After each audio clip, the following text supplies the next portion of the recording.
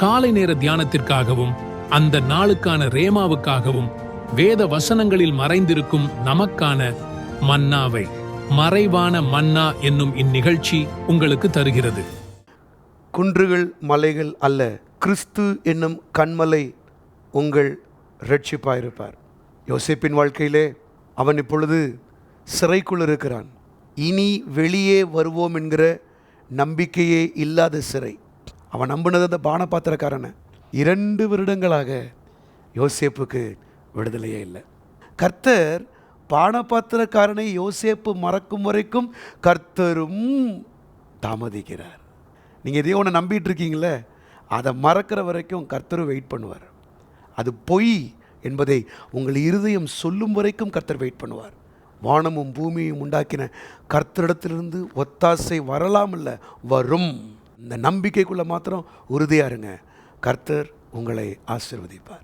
மறைக்கப்பட்டவைகளுக்காய் நன்றி சொல்லுங்கள். யாக்கோபின் வாழ்க்கையில் கர்த்தர் யோசேப்பின் உருவாக்குதலை வேண்டுமென்றே மறைத்தார்.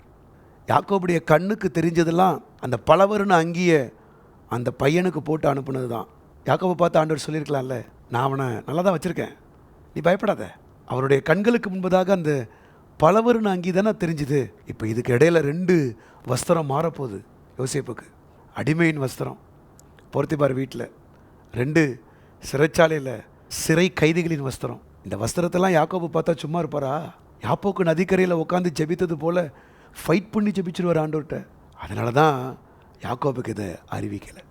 கிட்டத்தட்ட யோசேப்புக்கு ஒரு 39-40 வயசு இருக்கும்போது தான் அவர் பார்க்க வந்திருக்கிறாரு. எகிப்தில் இருக்கிற ராஜ வஸ்திரம். அவர் கண்ணுக்கு அடிமையின் வஸ்திரமும் தெரியாது, சிறையிருப்பின் வஸ்திரமும் தெரியாது. கர்த்தர் மறைச்சிட்டாரு.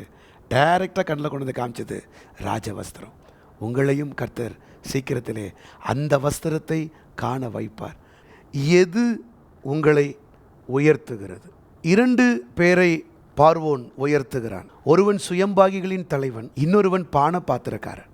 ஆனால் இருவரின் தலையும் உயர்த்தப்பட்டாலும் ஒருவனுக்கு நியாய தீர்ப்பு, இன்னொருவனுக்கு வாழ்வு.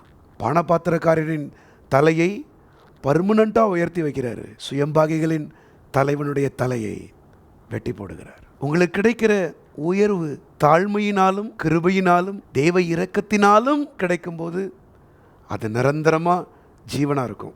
தாவீது சொல்கிறான், கர்த்தர் என் தலையை உயர்த்துகிறவர். எதிலுமே இந்த நான்ற பகுதியை சத்துரு கொண்டு வருவான். கர்த்தர் உங்களை எங்கே உயர்த்தினாலும் அந்த உயர்வுக்கான கனத்தையும் மகிமையும் துதியையும் ஆண்டவருக்கு செலுத்திட்டு சுற்றி நீங்கள் உயர்த்தப்படும் போது ஜனங்க இருப்பாங்க இல்லையா, உங்கள் உறவு இருப்பாங்க, சகோதர அவங்கள அந்த நேரத்தில் அற்பமாகவே எண்ணாதீங்க. இந்த உயர்வு மற்றவங்களை பாதிக்காதபடிக்கு நம்மளை தாழ்த்தி கொண்டு போகும்போது கர்த்தர் நம்மை கண்டிப்பாக நிரந்தரமாக உயர்த்தி வைப்பார்.